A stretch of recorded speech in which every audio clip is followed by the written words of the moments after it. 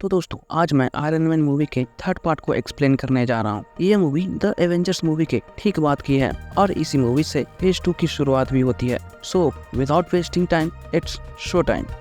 ये कहानी शुरू होती है टोनी स्टार्क के पास्ट से, साल 1999 वर्न स्विट्जरलैंड से, जहाँ टोनी माया हैंसन नाम के एक साइंटिस्ट के साथ 31 दिसंबर की नाइट एंजॉय कर रहा था। तभी वहाँ पर टोनी की मुलाकात हो एनसिन से होती है। ये वही एनसिन है जिन्होंने आयरन मैन मूवी के फर्स्ट पार्ट में टोनी स्टार्क को एक गुफा से भागने में मदद की थी जब उन्हें कैद किया गया था। एनसिन से मिलने के बाद टोनी अब माया के साथ उसके रिसर्च को भी देखने जाने लगता है, क्योंकि माया ने एक्सट्रीमिस्ट नाम का एक फॉर्मूला तैयार किया था जो किसी भी लिविंग ऑर्गेनिज्म को रीजनरेट और इनहेंस कर सकते थे। जब दोनों उस फॉर्मूले को देखने जा रहे थे तभी दोनों से मिलने अल्ड्रिच किलियन नाम का एक शख्स आता है जो एम यानी एडवांस आइडिया मैकेनिज्म कंपनी का मालिक था। वो वहाँ पर आकर टोनी को अपने साथ काम करने का ऑफर करता है, इसलिए टोनी भी उसे छत पर जाकर 5 मिनट इंतजार करने बोलता है और वहाँ से चला जाता है। बाद में माया भी अपनी रिसर्च टोनी को दिखाती है, पर उसमें अभी भी कुछ प्रॉब्लम थी, इसलिए माया टोनी की मदद चाहती थी। लेकिन अगले दिन टोनी माया की कोई भी मदद किए बिना ही वहाँ से चला जाता है। दूसरी तरफ अल्ड्रिच भी टोनी के इंतजार में छत पर घंटों बिता दिया था,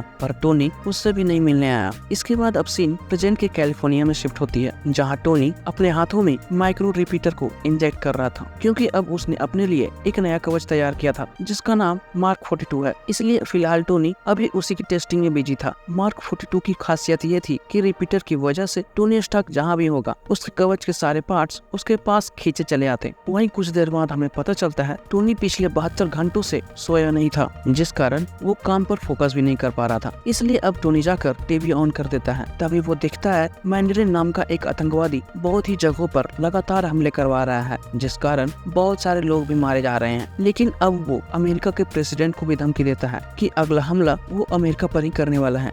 वैसे इस आतंकवादी संगठन का नाम 10 रिंग्स है और मैंडरिन 10 रिंग्स का हेड था। ये वही लोग थे जिसने पहले भी टोनी पर हमला करवाया था और उसे एक गुफा में कैद कर उससे हथियार बनाने के लिए बोला था, और तभी एनसिन ने ही टोनी को वहाँ से निकलने में मदद की थी, जिसमें बेचारा वो मारा भी गया था। खैर, जब टोनी को हमले के बारे में पता चलता है तो वो इसकी पूरी जानकारी लेने कर्नल रोड्स के पास आता है, लेकिन तभी बात करने के दरमियान उसकी तबीयत खराब होने लगती है। इसलिए जब टोनी अपने कवच में जाकर चेक करता है तो पता चलता है वो सिर्फ घबराहट के कारण बेचैन हो गया था। दरअसल टोनी न्यूयॉर्क के हादसे के बाद जब भी वो न्यूयॉर्क के बारे में सोचता बेचैन हो जाता था, जिस वजह से वो कई दिनों तक सो भी नहीं पाता था। इसलिए वो अपने खाली समय में हमेशा नए तरह के कवच बनाने में लगा रहता, जिस वजह से अभी तक उसने मार्क 42 तक बना लिए थे। जबकि एवेंजर्स मूवी में देखेंगे तो तब तक टोनी अपना कवच मार्क 7 तक ही बनाया था। खैर, ये आप जानते थे तो कमेंट कर जरूर बताना। आगे अब पेपर को देखते हैं, जो अपने ऑफिस में थी तभी उससे मिलने अल्ड्रिच किलियन आता है।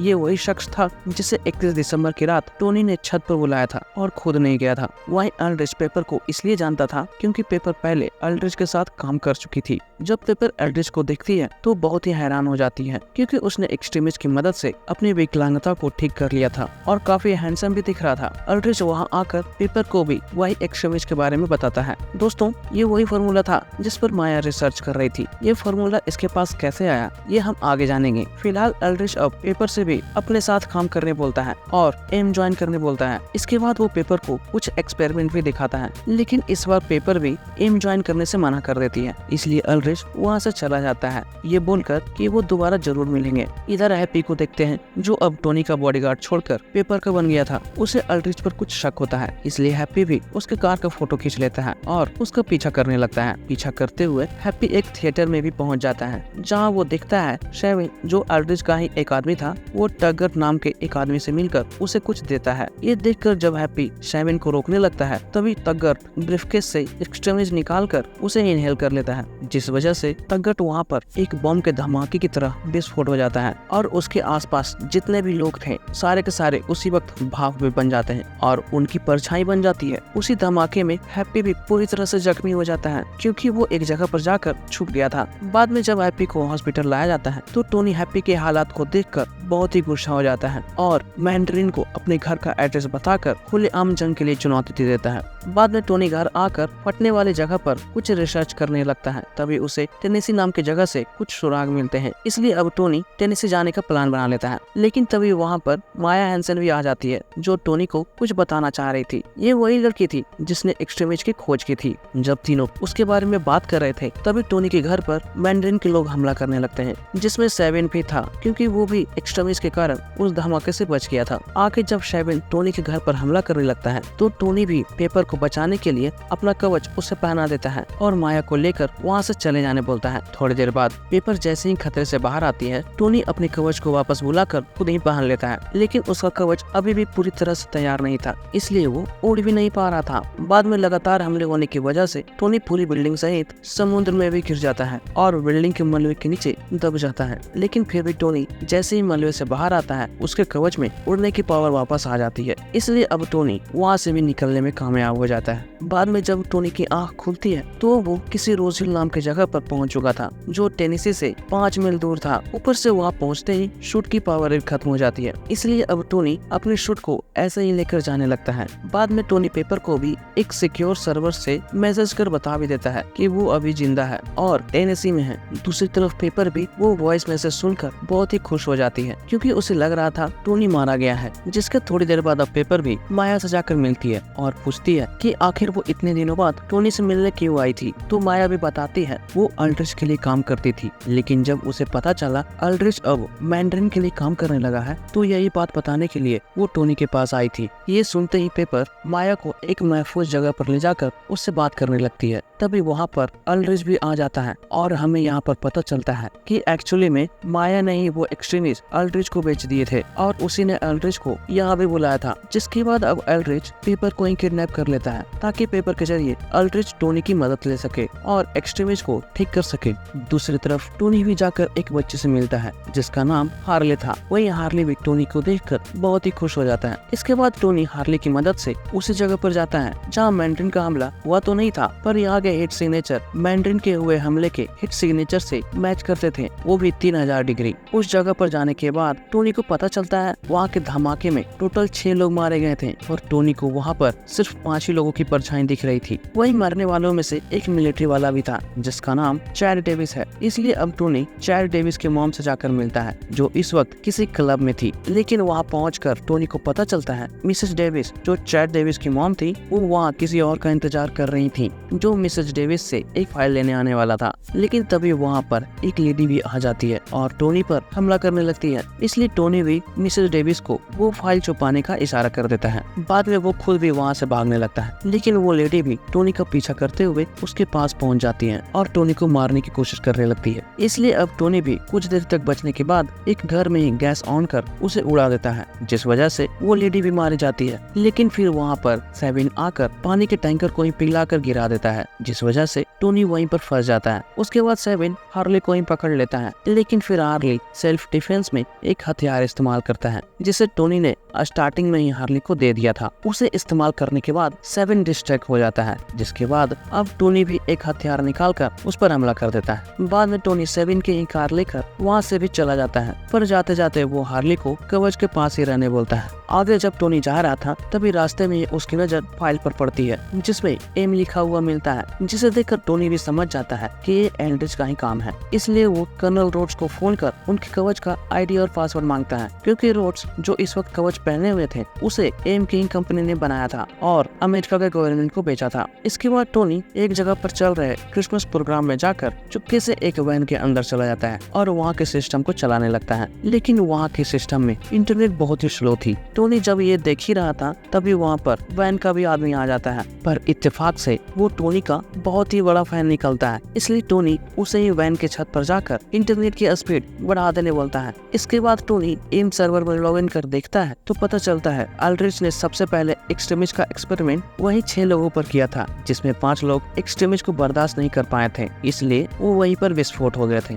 लेकिन उनमें से जो एक बच गया था वो एक लेडी थी। ये वही लेडी थी जिसने टोनी पर हमला किया था। था। दूसरी तरफ फिर से मैंडरिन प्रेसिडेंट को कॉल कर उनके सामने ही एक आदमी को मार देता है, लेकिन प्रेसिडेंट के लोग उस जगह की लोकेशन ट्रेस कर लेते हैं जहां से वो न्यूज प्रसारण किया जा रहा था, जो कि पाकिस्तान से आ रही थी। जब कर्नल रोड्स वहां पर पहुंचते हैं तो देखते हैं उस जगह पर बहुत सारी औरतें कैद थी, तो कर्नल वे सभी को जाने देते हैं, लेकिन तभी उनमें से एक लेडी कर्नल पर ही हमला कर उन्हें बेहोश कर देती है। तभी हमें पता चलता है ये एक जाल थी कर्नल रोड्स को फंसाने का। खैर आगे अब टोनी हार्ली को दोबारा फोन करता है और जारविस से बात करता है, तो जारविस भी इस बार मैंडरिन की सही लोकेशन ट्रेस कर टोनी को बता देता है कि वो न्यूज मायामी से प्रसारण हो रही थी, इसलिए अब टोनी वहां जाने लगता है। लेकिन तभी उसे पता चलता है उसका कवच चार्ज नहीं हो रहा है, क्योंकि बेहतर पावर सोर्स ना मिलने की वजह से कवच बहुत ही स्लो चार्ज हो रहा था। जिसके बाद अब टोनी मॉल से ही बहुत सारे सामान खरीद कर अपने लिए कुछ हथियार बनाता है और फिर मायामी फ्लोरिडा के लिए निकल जाता है। बाद में टोनी सभी को मारते हुए उस जगह पर भी पहुंच जाता है जहां मैंडरिन रह रहा था। लेकिन जब टोनी मैंडरिन से मिलता है तो उसे एक शॉकिंग जानकारी मिलती है कि जिसे वो इतने दिनों से ढूंढ रहा था वो तो एल्ड्रिच के हाथ का एक कठपुतली था। दरअसल एल्ड्रिच ने ट्रेवर नाम के एक एक्टर की प्लास्टिक सर्जरी करवाकर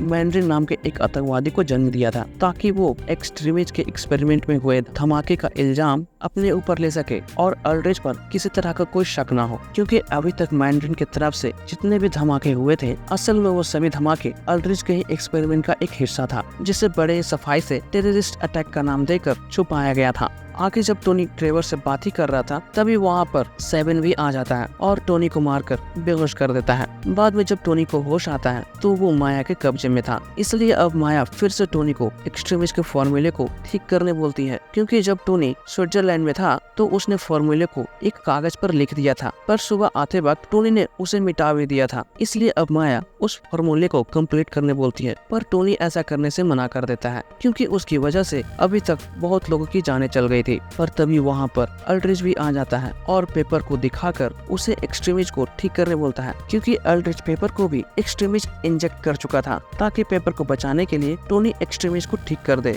वरना पेपर कभी भी विस्फोट हो सकती थी। पर इस बार माया को रियलाइज होता है कि वो गलत कर रही है, इसलिए अब वो एल्ड्रिच से ही टोनी को छोड़ते नहीं बोलती है और खुद को मारने की भी धमकी देने लगती है, क्योंकि उसी की वजह से एल्ड्रिच एक्सट्रीमिस्ट को कंट्रोल कर पा रहा था। पर एल्ड्रिच गुस्से में आकर खुद ही माया को मार देता है और वहाँ से चला जाता है। बाद में वो आकर कर्नल से भी मिलता है और उनके सूट को हिट कर उन्हें अंदर से निकाल लेता है। उसके बाद अब सेविन उस सूट को पहनकर प्रेसिडेंट को भी लाने चला जाता है। आगे अब टोनी को देखते हैं जो वहाँ के लोगों से मायामी और टेनेसी के बीच की दूरी पूछता है, क्योंकि अब वो अपने कवच को बुलाने वाला था। कुछ देर बाद वहाँ पर टोनी की कवच भी एक एक कर आने लगती है, इसलिए टोनी भी वहाँ से खुद को छुड़ा लेता है। लेकिन जब वो उड़ने की कोशिश करने लगता है तो फिर से कवच की पावर खत्म हो जाती है। दूसरी तरफ अब रोडी भी वहाँ से भागकर टोनी को फोन करते हैं, तो टोनी भी उन्हें एक जगह पर आने बोलता है।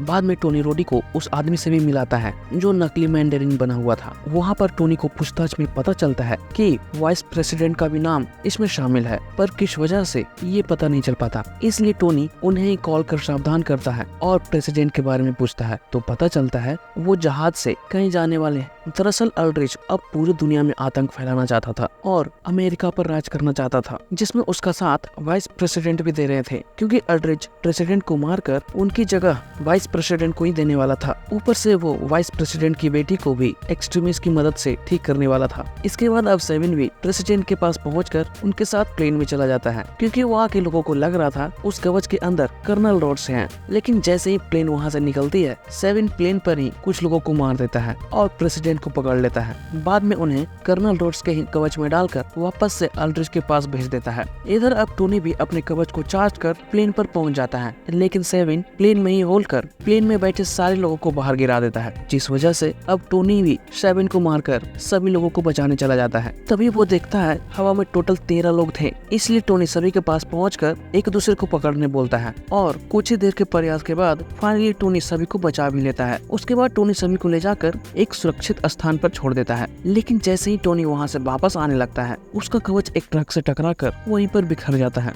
तभी हम देखते हैं टोनी बोट पर ही रहकर एक मशीन के जरिए अपने कवच को कंट्रोल कर रहा था। दूसरी तरफ पेपर को देखते हैं जो इस वक्त एल्ड्रिच के कब्जे में थी। तभी वहाँ पर वो कवच भी प्रेसिडेंट को लेकर पहुँच जाता है, इसलिए अब एल्ड्रिच उन्हें एक ऑयल टैंकर के ऊपर ही बांध कर छोड़ देता है। कुछ देर बाद वहाँ पर रोड्स और टोनी भी पहुँच जाते हैं, इसलिए अब वहाँ पर कुछ देर दोनों तरफ से गोलियां भी चलने लगती है। पर कुछ ही देर में दोनों चारों तरफ से एक्सट्रीम से गिर जाते हैं, लेकिन तभी वहाँ पर टोनी के सारे बनाए हुए कवच भी पहुँच जाते हैं जिससे उसने अपने खाली समय में बनाया था। इसलिए अब टोनी सभी को वहाँ के सारे एक्सट्रीमिस्ट को निशाना बनाकर मार देने बोलता है। कुछ देर तक तबाही करने के बाद जारविस पेपर को भी ढूंढ लेता है। इसलिए अब टोनी एक कवच पहनकर पेपर को भी बचाने चला जाता है, लेकिन जैसे ही वो पेपर को निकालने लगता है वहाँ पर अल्ड्रिच भी आकर टोनी को रोक देता है और उसे मारने लगता है। इसलिए अब टोनी भी अल्ड्रिच का हाथ काटकर कुछ देर के लिए शांत कर देता है, लेकिन उसके झटके की वजह से पेपर भी एक मशीन में फंसकर आगे बढ़ने लगती है। इसलिए अब टोनी उसे बचाने चला जाता है।